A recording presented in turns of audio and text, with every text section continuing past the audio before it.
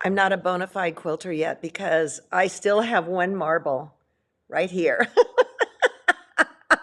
Wendy bought this for me when we were in DC because we kept talking about losing our marbles. And she said, as long as you have this, you've still got marbles. I saw that yesterday or this morning and it gave me a kick in the pants. So welcome everybody. Let me take a sip right here. All of a sudden I'm choking up. You people choke me up. Anyways, today we kind of have a 3-ring circus going on, of which I am very excited about all these different things. I mean, we are going to talk about how to do machine raw edge applique. And then I've got some of Freddie's faces here, and I'll show you how she did it up to the very end. And in fact, one of these is even dated 2024. Late Freddie. And we're going to talk to Meg Cox because she has an exciting thing going on. And then also Quilters Take a Moment. So we have a lot to do today. But let's take a look at, yeah, people are here. Let's take a look at Diane. Diane sent these circles, and I meant to show them Monday, and somehow they got lost in the equation. And it looks like they're all the same size, right?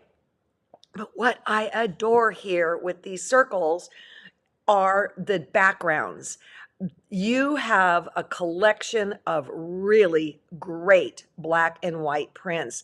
And many times in the black and white prints, they're a little bit creamy. And so these pretty much, well, there's a gray one in there, but these are pretty much really black and white. So hang on to that collection and just keep adding to it because that is smart. All right, and then Janie sent this. Here's her quilt of circles. I guess I'm not coming up with anything new. I guess circles are a classic shape that will be here forever and ever and ever. That actually looks pretty big. I think she said they were like 2 inches or two and a half finished, I think is what she said. And then I meant to show this the other day, and stuff happens. This is from Paula, and it's a very bittersweet quilt. A friend of hers started this in a Ricky Tim's Cool Kaleidoscope class or book or DVD or whatever. And her dear friend found out that she had cancer, and it wasn't the kind of cancer like I got. It was bad cancer. So she wanted to make sure that this quilt got finished. But what sets this apart is all the hand embroidery on it and beading. I would never in a million years think to do that on this quilt. Never. And although in the pink you can see it, but you know, when you think about doing some hand embroidery, and I got good news about that towards the end, think about what can you do to make the quilt that much better. And what I adore here, Paula, is this picture that you sent. It's hanging in your sewing room next to the spinning spools. So, yeah. In fact, let me show you this right now. No, let me keep going in order. I'll get goofed up. All right. So, I've told you to get on Sue Spargo's mailing list, and today she sent something out that I've never seen before. Perhaps you have, but it's mosaic embroidery, and it's kind of a weaving thing. And then you can get this book and get all these little patterns or stuff. It's not Sue's, but it's in their store. But I just think that weaving stuff looks really, really cool. And so then, of course, I've got to buy. I got to spend the money. So if you are in any sort of budget, no. So, all right. So Meg Cox got a hold of me, and we did a little live about an opportunity for guild members. If you're in a guild, you are going to want to make sure your guild leadership finds out about this really cool opportunity. She paired with the Lincoln Quilt Museum. Well, okay, let's not talk about it. Let's take a look at our little video. And here we go. Hey, Meg Cox, how are you in New York City? I'm doing great. I am actually in Princeton, but that's okay. How far is that from there? It's about an hour on the train. I go I all the thought you time. were I thought you were a neighbor of Paula Nadelstern's. That's what I thought. Very close friend of Paula Nadelstern's, and I lived in New York for quite a while, just not Okay, now. okay. So here's the thing. You came to me, you are a quilter, but that I think of you more as a journalist. Tell everybody about that. Yeah, it absolutely is true. I have been a journalist since college, but I've been a quilt journalist since my resource guide for quilters was published in 2008. And I do a newsletter called Quilters Tells All. And I also lecture a lot about a lot of aspects of quilting. Okay, so here's the deal, everybody. Meg came up with a great idea for the International Quilt Museum. And what made you tell us about the background of that, please? Sure. So I've been on the advisory board of the International Quilt Museum in Lincoln, Nebraska for 7 years. And when I came in, I wanted to kind of identify my niche, and so I'm not a famous quilter and I'm not rich. But I said, I love guilds. I want to help you with guilds in various ways. And so one of the things that happened is I created a special lecture all about the museum that I give all the money to them. But more recently, there was like a strategic planning thing, and I said, it was after the COVID, and we were all used to Zoom. I said, I think it would be great to have literally a kind of virtual retreat and almost webinar for people leading quilt guilds. Because they've been through a lot and they're so central. I think they're the heart and soul of quilting. I do too. Well, I'll put quilt shops in there too, kind of both of them, Oh, like that. But when you told me about this, I thought, yeah, we've got to tell everybody about it because if you're in a guild or you know somebody in a guild, you need to get them this information ASAP. So tell us about the program, okay? yeah. So it's called Recharge and Reinvent, a virtual retreat for Quilt Guild leaders, and it's happening on online on Zoom the weekend of October 18 to the 20th. And it's about 9 hours of programming. It starts Friday night in a kind of party mood, and then it's Saturday afternoon and Sunday afternoon. And the idea is to have a lot of like really vital information we actually literally did a survey and we asked guilds, what are the things that are really hard for you right now? And that's how we created our program. So there's Lyric Kinnard, who's with the Global Quilt Connection.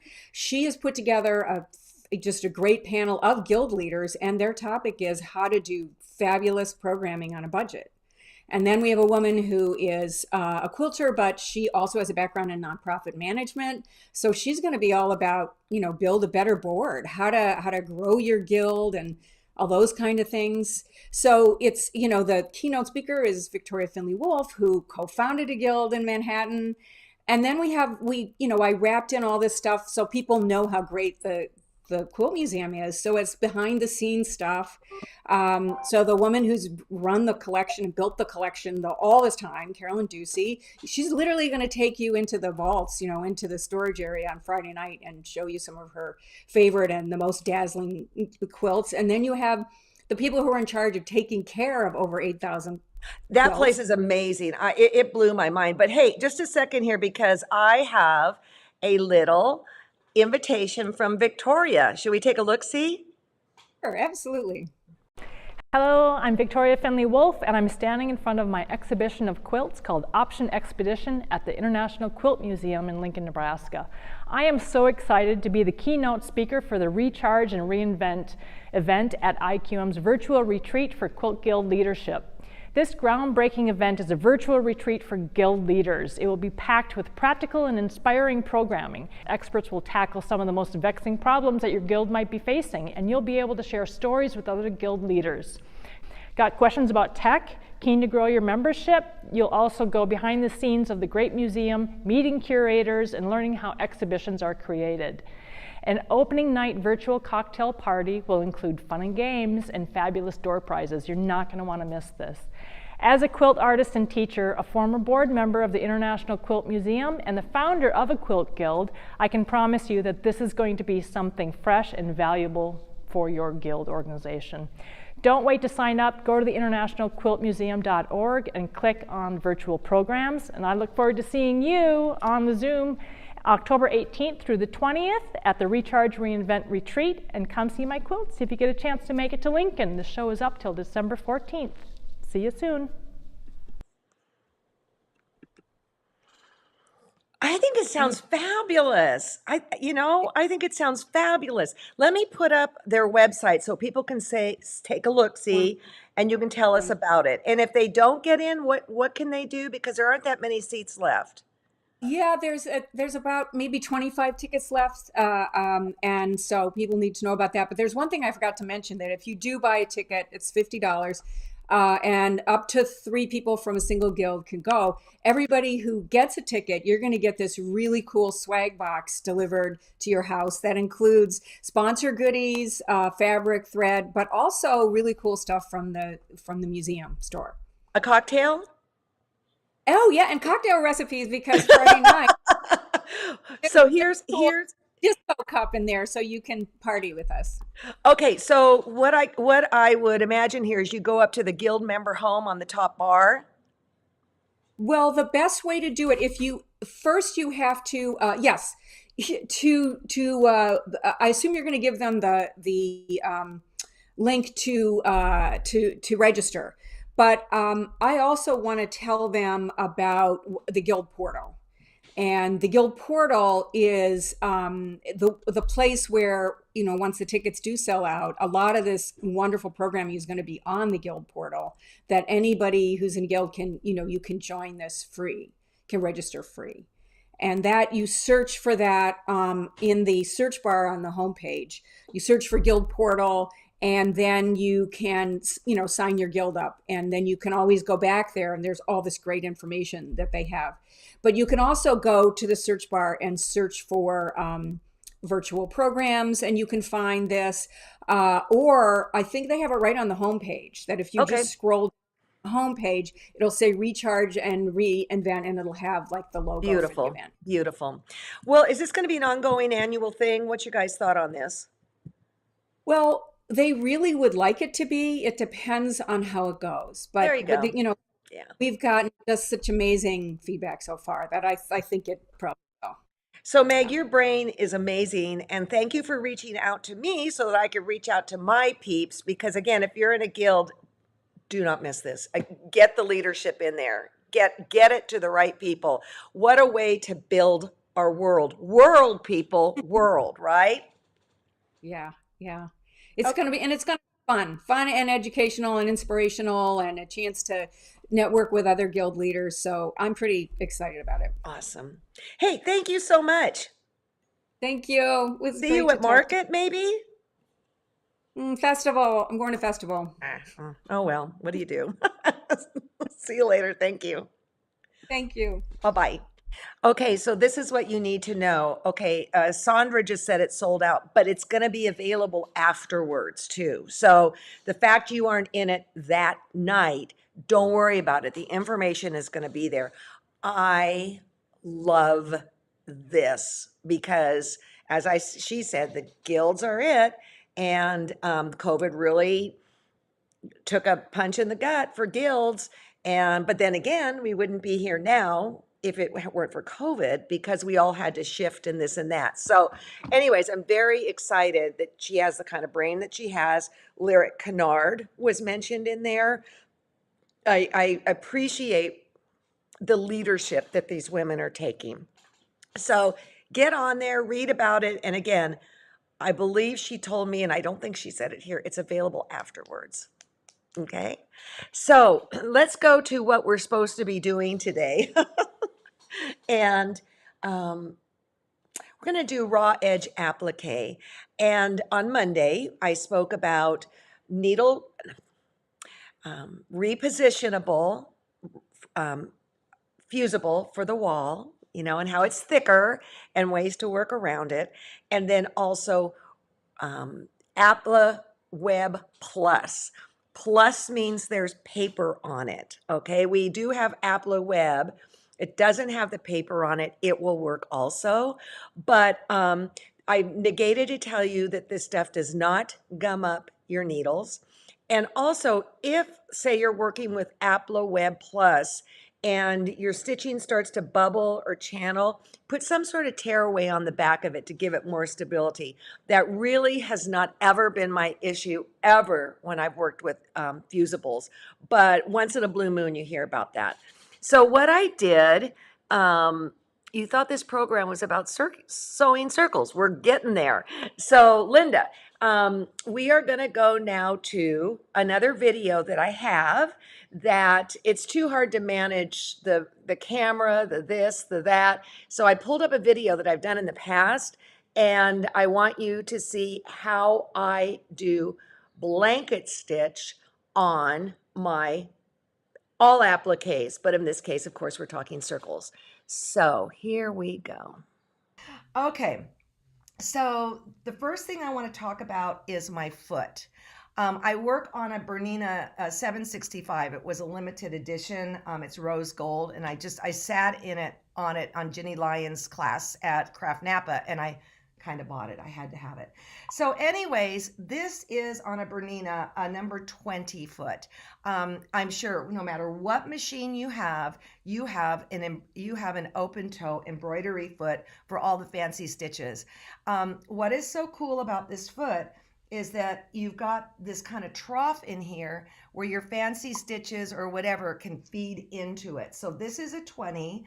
I am going to put it on. I'm also going to have on my wide throat plate. Normally when I piece, I use my single hole throat plate. All right. So I'm going to put this on my Bernina.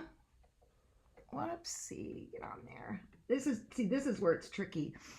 If you have a Bernina and you have a D foot on it, you must engage the dual feed. You must, or it's going to be wacky sewing. All right, so the next thing I'm going to do, I guess I'm going to do a regular blanket stitch right now. Let's take a look at this, okay? If I'm doing raw, oh good, it worked. If I'm doing raw edge, I will do the blanket stitch on the left-hand side. If I'm doing finished, I will do the defaulted blanket, not the defaulted, the adjusted blanket stitch on the right-hand side. And I will show you how to do that, so never fear. But I think we need to start with the raw edge. Okay. I'm just going to go to the blanket stitch. And then what I'm going to do is, I'm going to clear this right now. I am going to move, because I've got this big open toe here, I'm going to move the needle all the way to the right. Okay, and then what I'm going to be doing is I'm going to be using the inside of this as my guide. I am going to show you the single blanket stitch. Ricky does the double blanket stitch. The single, if it takes you 1 minute to do the single, it will take you 3 minutes to do the double. But the 3 minutes is worth it if the quilt's really going to be used and stuff like that. Okay, there we go. I also have my machine set on the hover mode, meaning when I go down, the little foot comes up. Okay, the needle position on a Bernina has to be down to do that. But here we go. I'm using a thread so that the color you can see. I am so happy with what John and I figured out. Oh, I should have tied off the end. That was my bad. But what's important here is that whenever you're going to turn the corner, you never do it when the needle is inside the shape. You always do it when the needle's outside the shape. If you do it when it's inside the shape, you're going to end up with these funky little V's. And should we just do, let's do Ricky's. Let's do that for fun. Okay, I'm going to go to the double. And I'm going to move it all the way to the side. And so you can see the difference.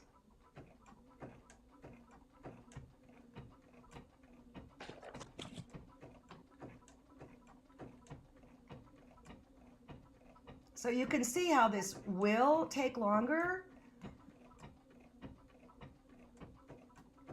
but you're going to get a better edge. Why don't I cut this out and we take a look at it? Here's this. See, look at the difference.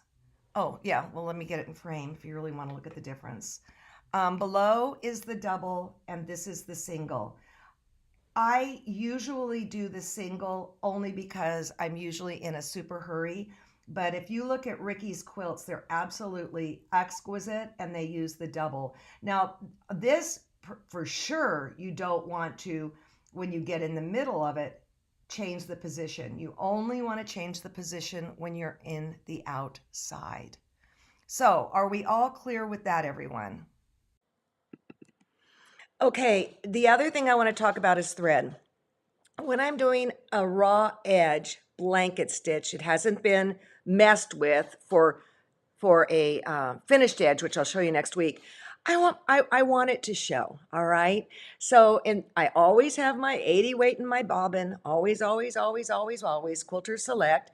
But on the top, I'd probably use my 60 weight Quilter Select, or your 50 weight or a fill, or Masterpiece, or whatever.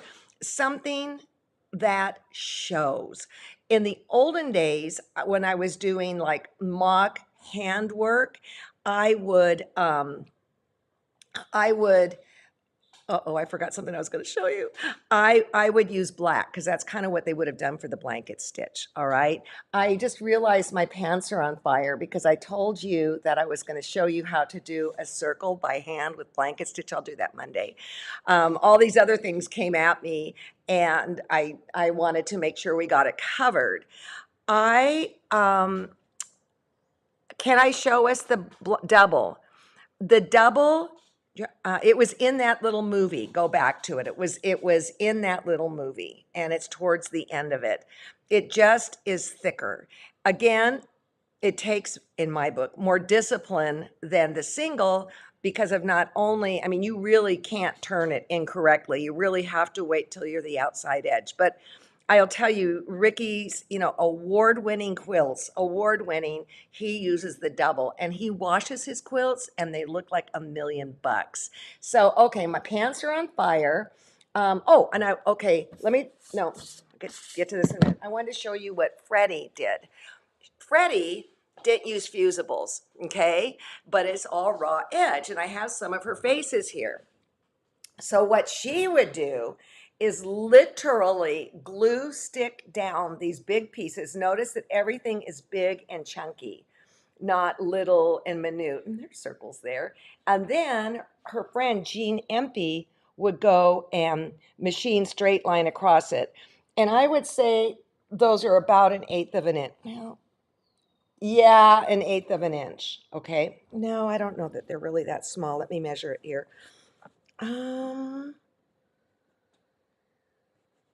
About 1/4 inch, okay? About 1/4 inch. So here's another one. Freddie's estate will be at some point letting go of these quilts. I happen to have 10 here that we were going to sell on site, but when she passed, I felt I needed to call the family and let them know so they could say what they wanted. And you can even see here, Jean, like, look at the circle there. She went room around it. So you can do that too. I mean, there's nothing fancy dancy with these stitches going around. In fact, it's almost like you've taken an ink pen and made it better. So that's another thing. And then here's another one. These quilts hung in her studio, and it was like seeing a mass of friends when you walk in. And towards the end, she would still do maybe one a week, but maybe 6 months ago, she was doing one a day. So that is really cool. So there's no big rules on any of this. You just have to figure out the look you want. And again, I'm before I tell you what I'm gonna do on Monday. Okay, now this Friday and Saturday online, there is Quilters Take a Moment, and it's based out of New York. I think it was that we, okay, that it was Quilters Take Manhattan, and Mary Kay, would always go, but because of COVID, it's called Quilters Take a Moment, and Kristen will be putting up where to link to do that. And this year's theme, it's this Friday and Saturday from 1 to 5. This year's theme is, oh, thanks, Kristen, is about documenting, organizing your quilts, the things that I'm horrible at, if you want to get right down to. But 100 years from now, it's so important, it is ridiculous. You think of when you find a quilt and it was made in 1879. Thank goodness somebody documented that, right? So that is this weekend too. So got lots of information here today. It's kind of like split all over the joint. And then the other thing I wanted to tell you about is, I hope that this is the no. Remember when we were doing bountiful fruit and it was around Thanksgiving during COVID, and I made a pattern. I believe it's still on the site and it's free. And we did all this hand embroidery and in the like red work type stuff. But we had kits and all that long gone. I'm pretty sure the pattern is there if you want to trace out. But I like to use an embroidery hoop in that case of doing something like that, red work, whatever. And these were basically the two hoops that I would choose from. This one drives me crazy. That's just too much armature in the way, period. All right. So I would just go to, the little wooden hoop, and I like the smaller one, the smaller. And this is the one that we were selling probably 2 years ago, and you couldn't get them anymore. And we finally got them. We have them in 3 sizes. Suzanne called this morning. I was using it wrong. Look at this, you guys. You just pull down and pull out. Here, let me do it again. I thought you just kind of manhandled it. And she said, no, you pull down and you pull out. Okay. And then she told me that she pushed up and the whole thing got stuck. Somebody had to manhandle it. Put your finger in, pull down, and it pops out. But so we do have them in the store. They come in 3 sizes. 6 inches is the biggest. They're all the same price. Let me see what this one is. This one is 1, 2, 3, 4. I think this is a 5-inch that I have. And I think the way I was here, yeah, I like this one too. This is smaller. You kind of have to look at how big your hands are, because if you have a big, huge hoop, it's going to drive you crazy anyways. And you don't need, you need one, but kind of if you have larger hands, you might want to go with 6. If you have smaller hands, you might want to go with 4, or whatever the sizes are. So, thank you for ever put up the bountiful fruit. All right. The PDF pattern is in the lessons. Thank you. That was one of my gifts to you during all of this crazy COVID, my marbles running away. So I will see you Monday. I'll show you hand blanket stitch. I'm really sorry. I forgot about that. And don't forget that we have D on Saturday also. You might want to check out those 2 things. Guild people, get that information out. Just get that information out. I think what Meg has put together is amazing. So as we head into the weekend, I loved this little meme that I found, and I found the marble thing, so that had to go first. But then here's this for you all. Oh, that is my wish for you. Oh, no, I didn't. Diane Harris is on Friday. Thank you, John.